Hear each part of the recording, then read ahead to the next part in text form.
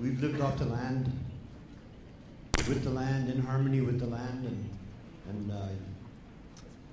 I guess the first impact that we had in the Yukon was with the gold rush of the Klondike back in 1898. And we were introduced to many, many different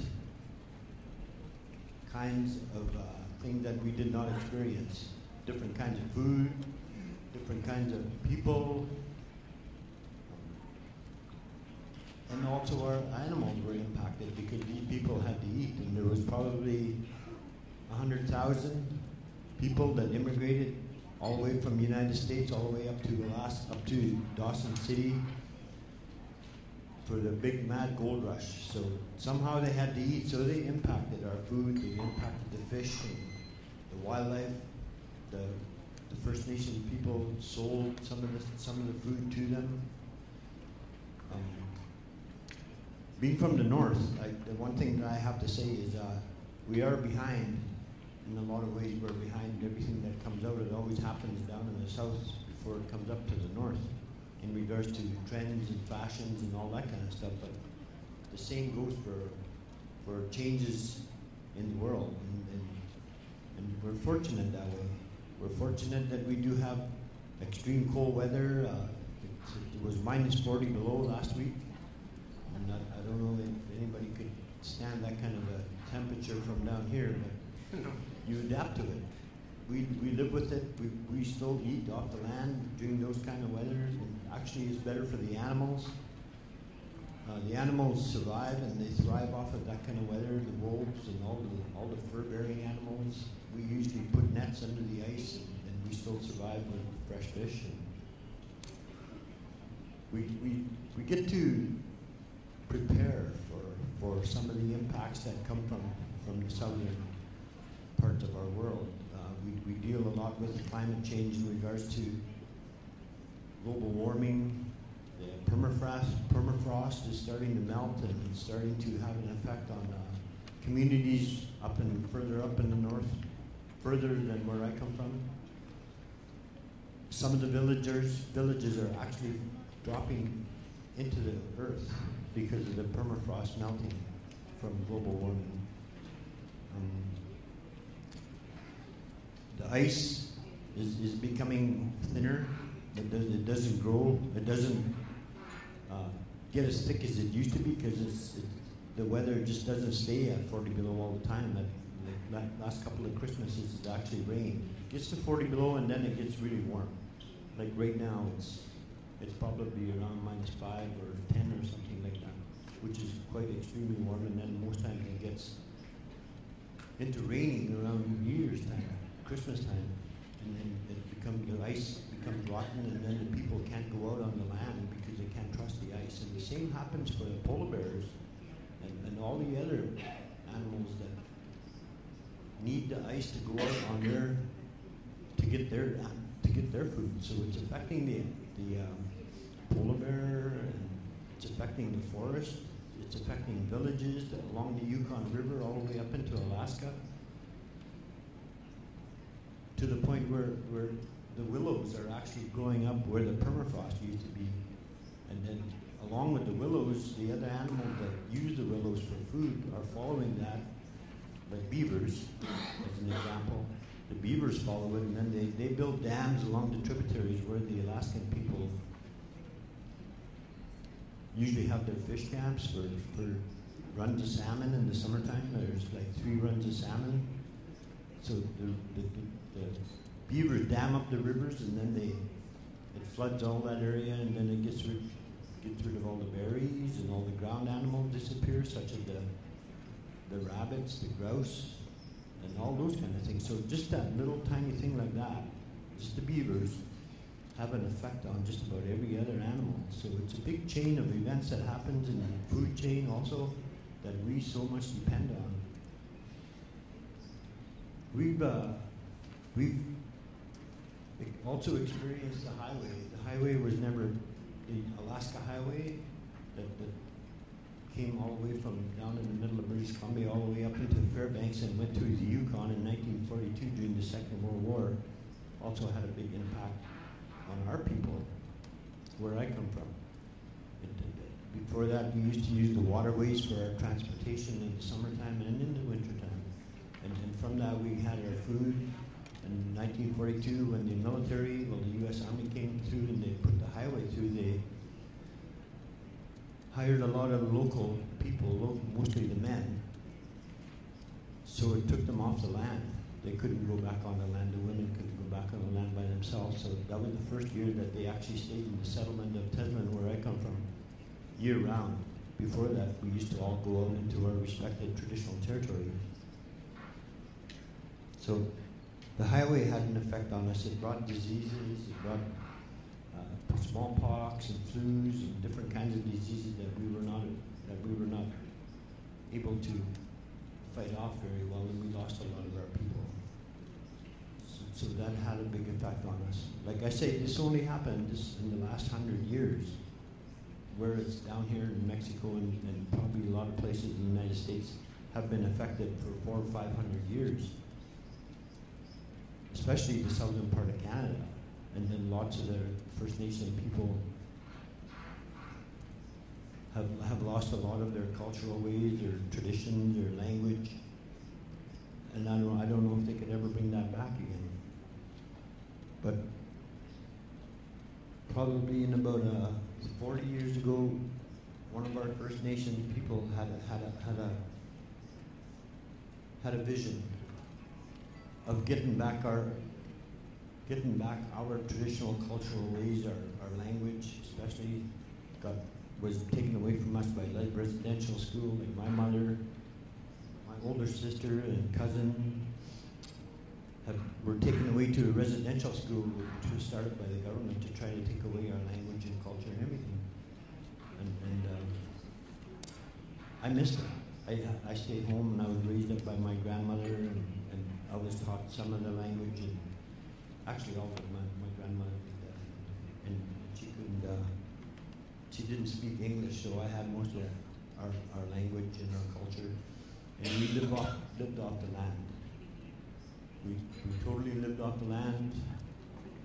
She had no job, so we couldn't just go to the store and buy any of the food that we eat today, like bacon and eggs and stuff like that. Never heard of when I was a child. So 40 years ago, one of our elders had a vision of bringing back all our traditional cultural ways and values, and we started negotiating our land claims agreements, which the land was taken away by the government. And I'm sure it happened just about everywhere else also. So in the 40 years, it took them 20 years to finally have a self-government agreement. So in the last 20 years, we have been negotiating, we have been actually implementing our self-government agreements. We also have a lot of mining, and just what someone said this morning, about all the impacts that the mining industry and the oil and gas industry and everything that brings it to the territory, not only where I come from, but everywhere. With our self-government agreements, we were able to set up our own government, Teslin Tlingit government. There's 14 First Nations in the Yukon, and Teslin Tlingit Council is one of them, and we're able to set up our own government and our own traditional territory, and we can make our own laws.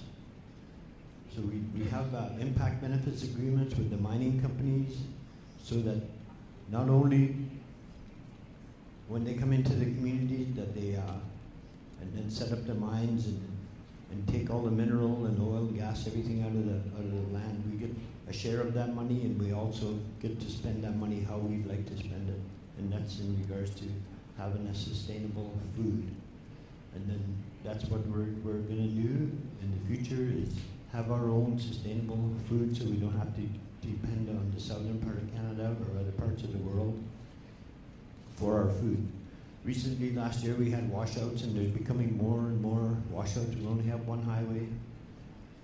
So all the food from the south comes up on that highway, and people actually felt the impact of not having connection to the southern part of Canada at that time, and the road was washed out for like 2 weeks.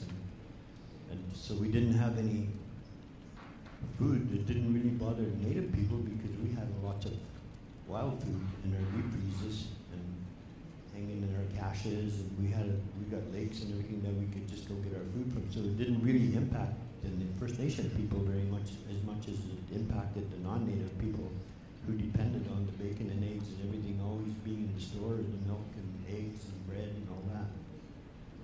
So it was a wake-up call for everybody, and most of the communities in the First Nation communities are starting to go to sustainability in their own communities, having greenhouses, and we only have probably a 4 or 5 month window that we could grow all these vegetables, but we could grow them because we have like 24 hours of daylight in the summertime, in the mid-summer time. So we have all those tools that we're able to access, and I just bring that to share with you people, and I just hope that somehow or another we could help each other, because I think it'll take the whole world to have to be able to play this game. It seems like what one of my colleagues here said this morning about living for the time, you know, like everything has to be fast and everything has to be the best and the easiest. There was a time over 100 years ago when we used to live off the land, and we had to work every single day to be able to survive. And that's what we're missing out on today. We got to have everything that's fast and everything that's the easiest. We're just spoiled, you know, as human beings, we're spoiled people, and it's the world that suffers on our consequences, is the way we see it. You know, and the scientists say in 2050, the world population will increase to 9 billion people from 7 billion, but I think it's going to actually happen faster than that, because the people are living much longer nowadays with all the new technology and all the new pills and everything and medication that keeps people living a longer time. So I truly believe that it's going to be much more than 9 billion people by 2050, and I think it'd probably be sooner than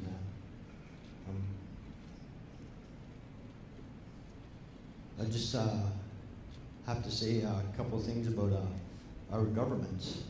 You know, I think it's our government's responsibility to create policies and laws, and especially enforce the laws that they presently have. They have a littering law. It's a simple one that I see posted all over the United States and all over Canada, but the one thing I never see it ever done is enforced. It's just a sign, and people still litter and throw garbage all over the place, and that's probably one of the biggest polluters of all that I could think of, you know, that we make as human beings, and we make so much garbage and we make so much pollution. We are the ones that are the most affecting the Mother Earth. And I don't really know if Mother Earth could sustain all this, and I don't think that Mother Earth could handle all of this anymore. I could see a future not too far off where we just all eat out of tubes. And it's not far away, you know, it's probably 2050 by the time we end up being that kind of person that will be genetically modified human beings. I'm serious, you know, we have it all. We have genetically modified everything. Fruit, and then vegetables, and everything you can imagine, you know, and it's not too far off that the scientists are going to be able to inject some kind of a hormone into people to make whatever kind of human being they like. And they run on 10W30, you know, and all that. But it's a scary part of us as human beings as we evolve. And I think it's up to us to be able to make the best out of what we have, and respect Mother Earth and Mother Nature. With that, I just say good cheesh and good luck to all of you, and thank you for bringing me down here.